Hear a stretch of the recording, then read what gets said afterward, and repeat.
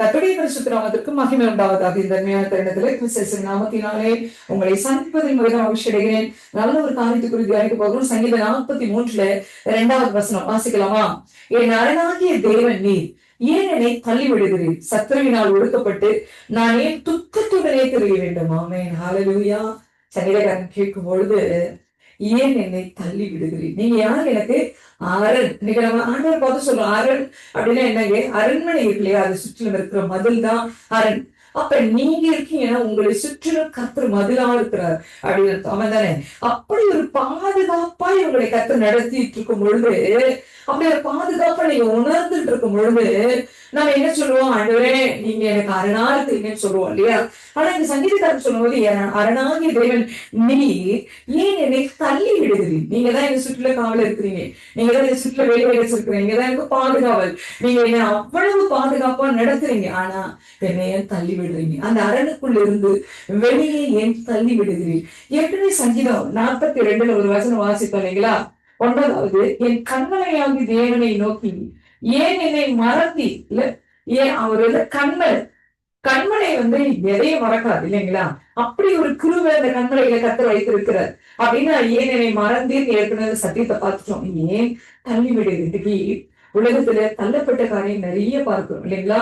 கணவன் மனைவியை தள்ளி விடுவதும், மனைவி கணவனை தள்ளி விடுவதும், பெற்றோர் பிள்ளைகளை விடுவதும், பிள்ளைகள் பெற்றோரை கைவிடுவதும் நிறைய பார்க்கிறோம். தள்ளி விடுகிற காரியத்தை நிறைய இடத்துல கேள்விப்படுகிறோம். ஒரு இடத்துல ஒரு தாயை கொண்டு வந்து ஏர்போர்ட்ல விட்டுட்டு போனவன் திரும்பியே வரல. நம்ம அங்கேயே இருந்து விடிய விடிய அங்கேயே இருந்திருக்கு. ஆனா என்ன என்ன அப்படின்னு பாத்தீங்கன்னா, அவன் போயிட்டான், பிளைட் ஏறி போயிட்டான், எப்படிதான் வருவான், என்னை கூட்டிட்டு போவான் அப்படின்னு தாய் அங்கேயே இருக்கிறாங்க.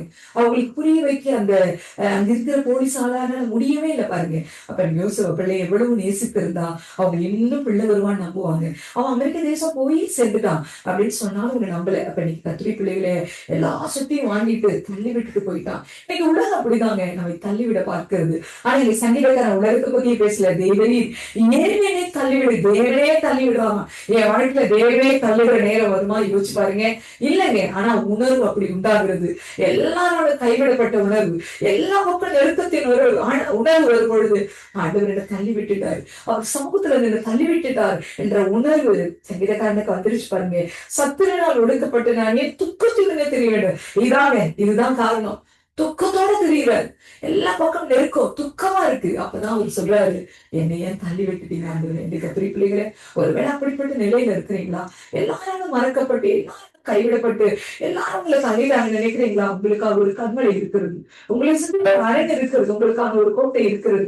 நீங்க பயப்பட தேவையில்லை. உலகமே உங்களை வெறுத்தாலும் வெறுக்காத ஒருவர் உங்களுக்கு இருக்கிறார். ஆமேன், அவர்தான் இயேசு. ஆமேன், அவர்தான் இயேசு. அவர்தான் இயேசு. அவர் உங்களை நேசிக்கிறார். நீங்க எந்த நிலையில இருந்தாலும் அவங்களை நேசிக்கிறார். எப்படிப்பட்ட சூழ்நிலை இருந்தாலும் நேசிக்கிறார். வியாதியா இருந்தாலும், கடனா இருந்தாலும், என்னவா இருந்தாலும் அவர் உங்களை நேசிக்கிறார். அதனால இன்றைக்கு ஆண்டவர் சமத்துல சொல்லுங்க, எல்லாவற்றையும் விட்டுடுங்க. ஆண்டவர்கிட்ட சொல்லுங்க, மனுஷங்க தேவையில்லை, நீங்க போதும். சொல்லுங்க, மனுஷங்க தேவையில்லை, நீங்க போதும். ஆமென். அதனால இன்றைக்கு உங்களை கர்த்தர் தள்ளவே மாட்டேன். நம்ம சொல்லிக்கலாமா? நல்ல தெய்வம், அதனால எங்களோடு பேசிருக்கீங்கப்பா. எத்தனையோ காரியங்களை மனுஷங்களை எங்களை தள்ளி விடலாம்ப்பா. எத்தனையோ நேரங்களை எங்களுக்கு நன்மை பெற்றுக்கொண்டு எங்களை உதாசீனப்படுத்தி தள்ளிவிடலாம். ஆனா அதெல்லாம் ஒரு பொருட்டு இல்லை. ஆண்டவரே, நீங்க எனக்கு தள்ளக்கூடாது ஐயா. ஒருவேளை நான் பாவம் செஞ்சிருக்கலாம், ஒருவேளை இடத்துல அக்கிரமங்கள் இருந்திருக்கலாம், ஒருவேளை உங்க பிரியமற்ற காரியங்கள், பெருமைகள், மேட்டுகள் இடத்துல இருக்கலாம். ஆனா என்னை தள்ளி விட்டுறாதீங்க ஐயா. உங்க சமூகத்தை விட்டு நான் எங்கப்பா போவேன்? ஆண்டவரே, அப்படி செவிக்கிற ஒவ்வொரு பிள்ளைகளையும் நான் ஆசீர்வதிக்கிறேன் ஐயா. அப்படி கேட்கிற ஒவ்வொரு பிள்ளைகளையும் நடத்தணும் ஆண்டவரே. அதற்காக நன்றி. இதனால இந்த சத்தியத்தை கேட்க செய்தற்காய் சோதரம். அதை கேட்க போகிற பிள்ளைகள் ஆசீர்வதியும். கிறிஸ்து நாமத்தில் பிதாவே, ஆமென். God bless you all. கர்த்தருடைய பரிசுத்த நாமத்திற்கு மகிமை உண்டாவதாக. இந்த அருமையான தருணத்துல கிறிஸ்து நாமத்தினாலே உங்களை சந்திப்பதில் மிகுந்த மகிழ்ச்சியுடன் நல்ல ஒரு காரியத்தை குறித்து தியானிக்க போகிறோம். சங்கீதம் 43 3வது வசனம் வாசிக்கலாமா? உமது வெளிச்சத்தையும் உமது சத்தியத்தை அனுப்பி அருளும், அவைகளை என்னை நடத்தி உமது பரிசுத்த பர்வதத்திற்கும் உமது வாசஸ்தலங்களுக்கும் என்னை கொண்டு போவதாக. ஆமென். சங்கீதக்காரன் சொல்லும் பொழுது ரெண்டு விஷயத்த சொல்றாரு, ரெண்டு விஷயத்த கேட்கிறார். என்னன்னா, வெளிச்சம் சத்தியம். ஆமென். இந்த உலகத்தை உண்டாக்கும் பொழுது கர்த்தர் வானத்தை பூமியை உண்டாக்கினார் இல்லையா? அதுல முதல்ல எது உண்டாச்சுன்னா வெளிச்சம். ஆதியாகமம் 1 3 ஆண்டவர் சொல்லுகிறார், வெளிச்சம் உண்டாக கடவுள் என்று சொன்னால் வெளிச்சம் உண்டாயிற்று. ஆமென். அப்படின்னா இன்னைக்கு வெளிச்சத்தை என்ன சொல்றாரு? அனுப்பியவர்களுங்க. அப்ப என்ன காரணங்க? இருள் வந்துருச்சுன்னு அர்த்தம். ஏன் வெளிச்சத்தை ஆண்டவர் கட்டளையிடணும்? ஏன்னா அவர் பூமியை பார்த்தபோது பூமி ஒழுங்கின்மையும் இருளுமாய் இருந்தது. அப்படிதான் இல்லைங்களா? அப்படி இருந்த அந்த இருளுக்குள் இருந்த அந்த பூமியை கர்த்தருடைய வார்த்தையினாலே அது வெளிச்சமாய் மாற்றினார் இல்லையா? இருளையும் வெளிச்சத்தையும் வெவ்வேறாக பிரித்தார். அந்த பிள்ளைகளை ஒருவேளை உங்க வாழ்க்கையில இருள் இருக்குமானால் கர்த்தருடைய வார்த்தை இன்றைக்கு கடந்து போய் இருளை வெளியே அனுப்பி வெளிச்சத்தை உள்ளே கொண்டு வருகிறது. ஆமென். இருளையும் வெளிச்சத்தையும் வெவ்வேறாக உங்க வாழ்க்கையில பிரித்து எடுக்கிறார். ஆமென். உங்க வாழ்க்கையில இருளா இருக்கிறதா? இறுதி இருளா இருக்கிறதா? சிந்தை இருளா இருக்கிறதா? உங்க குடும்பம் இருளா இருக்கிறத கர்த்தரை மாற்ற போகிறார். ஆமென். அப்ப அனுப்புங்க. நீங்க ஆண்டவர்கிட்ட கேட்கணும், அப்பா எனக்கு வெளிச்சத்தை அனுப்புங்க.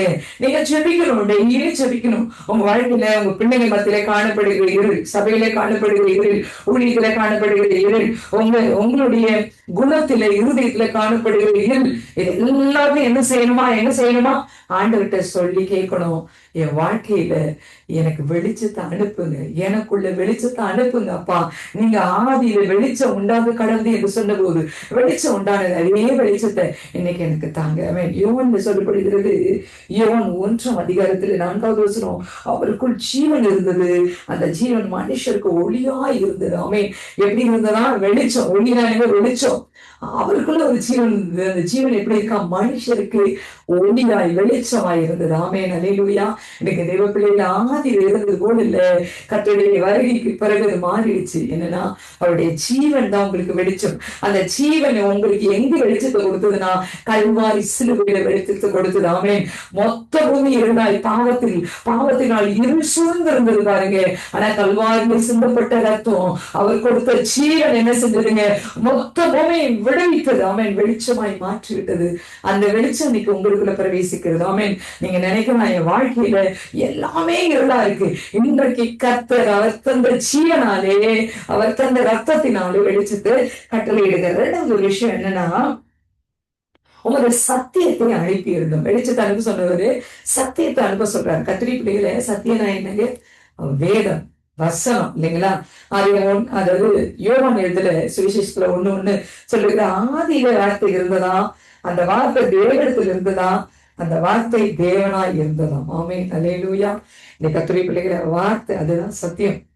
சத்தியத்தை அறிவீர்கள், சத்தியம் உங்களை விடுதலையாக்கும் வேதம் சொல்லுகிறது. அப்படியானால் சத்தியத்தை அனுப்ப சொல்லுங்க. இன்னைக்கு சத்தியம் இல்லாத எத்தனையோ திருச்சபைகளை நம்மளால பார்க்க முடியும். மணிமாலமா வார்த்தைகளை பேசி, கதைகளை பேசி சத்தியத்தை சொல்கிற திருச்சபைகள் கூட இன்றைக்கு இருக்கிறது. ஆனா கர்த்தருடைய பிள்ளைகளே, நீங்க உண்மையா தேவனை தேடுனா சத்தியத்தை கேளுங்க. ஆண்டவரே, உங்க சத்தியத்தை எனக்கு அனுப்புங்கன்னு கேளுங்க. கட்டாய கர்த்தர் உங்களுக்கு சத்தியங்களை அனுப்பி கர்த்தர் உங்களை விடுவிப்பார். ஆமென். சத்தியம் உங்ககிட்ட வந்துருச்சுன்னா கர்த்தர் உங்களை விடுவிப்பது நிச்சயம். ஆமென்.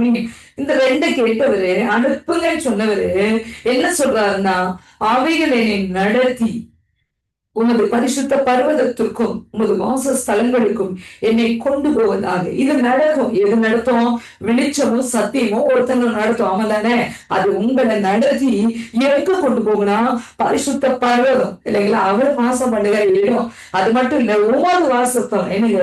பரிசுத்த பர்வதமும் அவர் வாசம் பண்ணுகிற இடம் தான். உமது ஸ்தலங்களும் ரெண்டும் ஒண்ணுதான். ஏன் இங்க பிரிச்சு சொல்றாங்க அப்படின்னு பாத்தீங்கன்னா, பரிசுத்த பர்வதம் அதுக்குள்ள நம்மளால முடியாது. ஆனா அந்த சத்தியமும் வார்த்தையும் வெளிச்சமும் உங்களை நடத்தும் பொழுது அந்த பரிசுத்த பர்வதத்துக்கு நீங்க போவீங்க.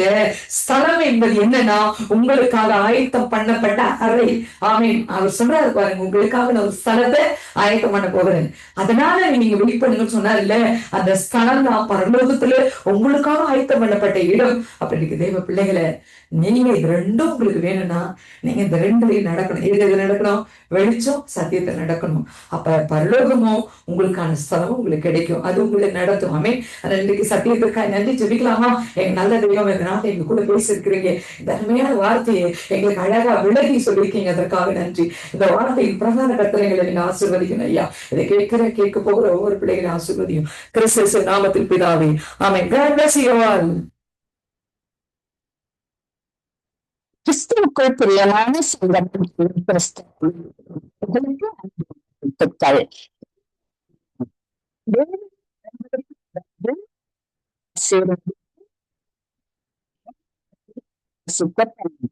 சங்கீதம் 62 நண்பர்களே,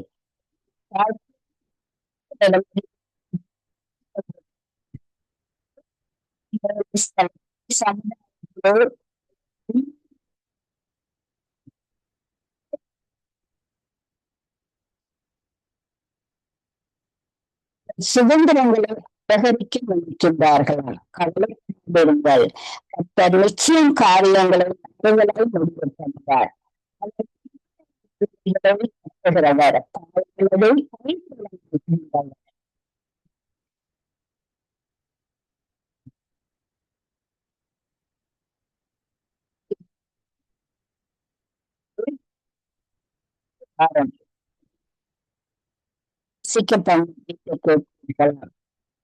நிச்சயமாக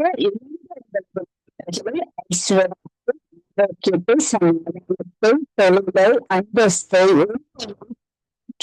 சந்தோஷத்தை, அபிஷேகத்தை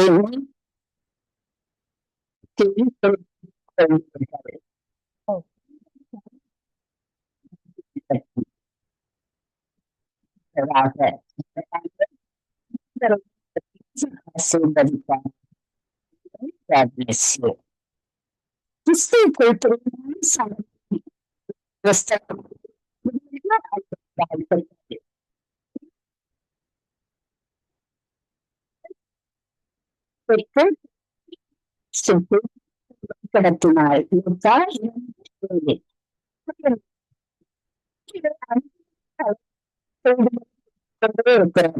கேட்கிற செய்தி அது செய்தியாக இருப்பதில்லை. தரும் செய்தியாக, கவலை அளிக்கும் செய்தி இருக்கின்றது.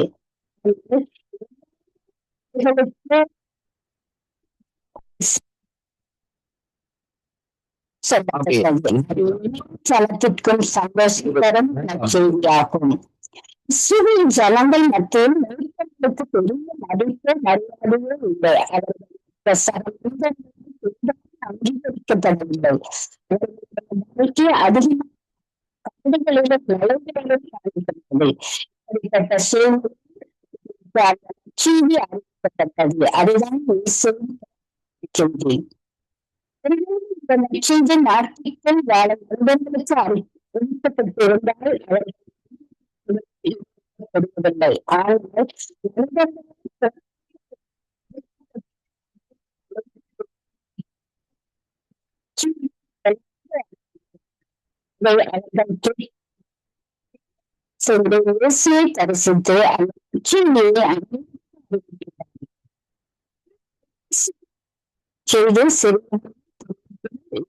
தரிசித்து ராஜாக்கள் மற்றும்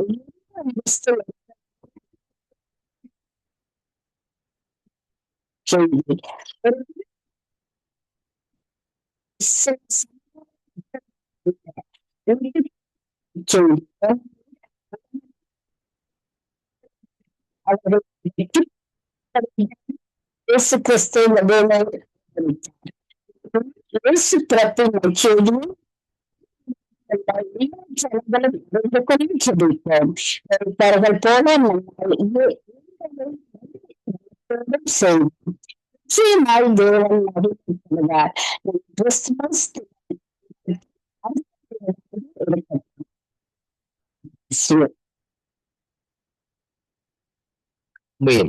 நாளிலும் 23ஆம் தேதி 12வது மாசம் 2025ஆம் ஆண்டு ஆண்டவராகிய இயேசு கிறிஸ்துவின் இனிய நாமத்தில் இந்த நாட்களிலே உங்கள் ஒரு வாக்குத்தத்தத்தோடு இந்த நாட்களை நான் சந்திப்பதில் நான் மிக்க மகிழ்ச்சி அடைகிறேன். ஆண்டவருடைய கிறிஸ்துமஸ் நத்தார் நாட்களை கொண்டாட இருக்கும் ஒவ்வொரு அன்பு உள்ளங்களையும் கர்த்தராகிய இயேசு கிறிஸ்துவின் நாமத்திலே வாழ்த்தி ஆசீர்வதிக்கிறேன். இந்த நாளிலும் வேத தியானத்திற்கு எடுத்துக்கொண்ட பகுதி 2 கொரிந்தியர் 3ஆம் அதிகாரம் 14வது வசனம். கர்த்தருடைய வார்த்தை சொல்லுகிறது, கர்த்தரே ஆவியானவர், கர்த்தருடைய ஆவியானவர் எங்கேயோ அங்கே விடுதலை உண்டு சொல்லி நாட்களில் வேதம் நமக்கு சொல்கிறதை பார்க்கிறோம். என் ஆண்டவராகிய இயேசு கிறிஸ்துடைய பிறப்பை பார்ப்பதா இருந்தால் ஆவியினாலே, பரிசுத்த ஆவியினாலே இந்த நாட்களிலே மரியாளுடைய கற்பத்திலே இந்த நாட்களிலே அவர் உருவாக்கப்பட்டார் என்று சொல்லி இந்த நாட்களிலே நாங்கள் காணக்கூடியதாக இருக்கிறது. ஆதிகாமத்தில் எடுத்து பார்ப்பதா இருந்தால் ஜலத்தின் மேல் ஆவியானவர் அசைவாடி கொண்டிருந்தார் என்று சொல்லி இந்த நாட்களிலே பார்க்கப்படுகிறது. அப்படியானால் எல்லா விதமான இந்த பூமியிலே காரியங்கள், அது மனுஷனா இருந்தாலும் சரி, என்ன காரியங்களா இருந்தாலும் சரி, அவருடைய ஆவியானவர் தான் அவர்களுக்கு அந்த கிரிகளை நடப்பிக்கிறதே அங்கே காணக்கூடியதாக இருக்கிறது. மண்ணினால் மனுஷனை உருவாக்கி சொல்லுகிறது, அவருடைய நாசியிலே அவர் தன்னுடைய சுவாசத்தை ஊதினார் என்று சொல்லி இன்றைக்கு நாங்கள் பார்க்கிறோம். அவன் காலூன்றி நின்றார் என்று சொல்லி இங்கே பார்க்கிறோம். அருமையான கர்த்தருடைய பிள்ளைகளும், அப்படியானால் ஆவியானவர் இன்றைக்கு இல்லை என்றால் இதுவுமே இந்த நாட்களிலே நமக்கு இல்லை என்பதைத்தான் இந்த வார்த்தை ஊடாக இன்றைக்கு நாங்கள் காணக்கூடியதாக இருக்கிறது. இனி வர இருக்கிற 10 ஆண்டிலே கூட இந்த நாட்களிலே நாங்கள் ஆவியானவர் ஒத்தாசையோடு ஆவியானவர் நடக்கும்படியாகத்தான் ஆவியானவர் இந்த வார்த்தைகளை நமக்கு கொடுக்கிறதை பார்க்கிறோம். சொல்லுகிறது 16வது வசனத்திலே, அவர்கள் கர்த்தரிடத்திலே மனம் திரும்பி அந்த முக்காடு எடுக்கப்படும்.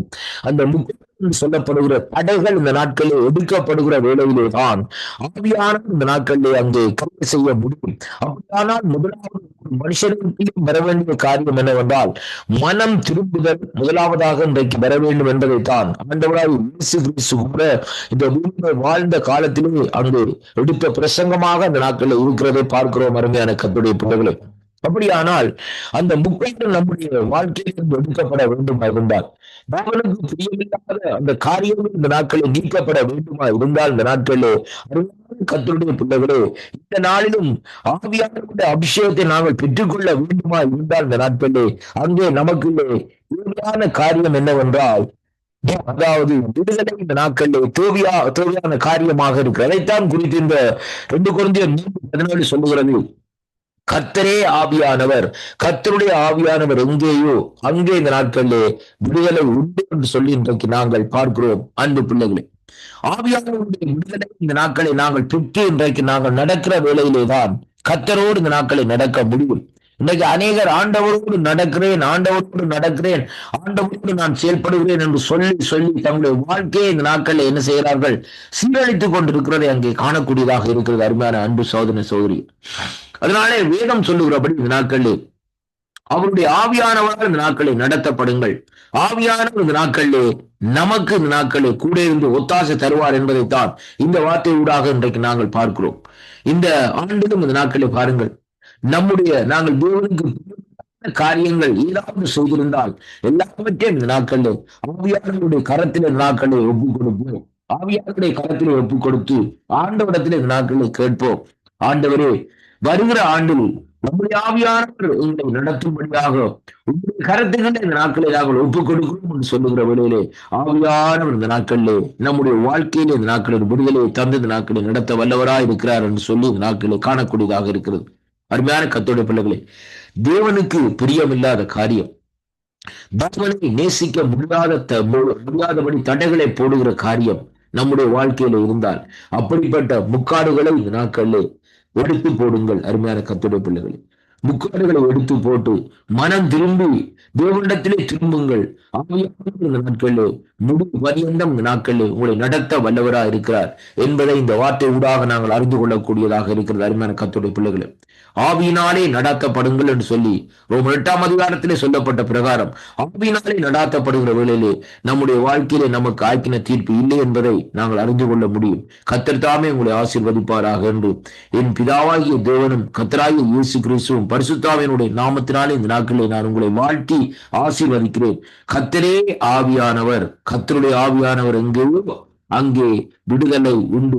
அந்த விடுதலையை பெற்று சந்தோஷமாய் நீங்கள் இருக்கும்படியாக தேவனுடைய கரம் உங்களோடு கூட இருந்து நடத்தும்படியாக இயேசு கிறிஸ்துவின் நாமத்திலே வாழ்த்தி ஆசீர்வதிக்கிறேன். ஆமேன், ஆமேன், ஆமேன்.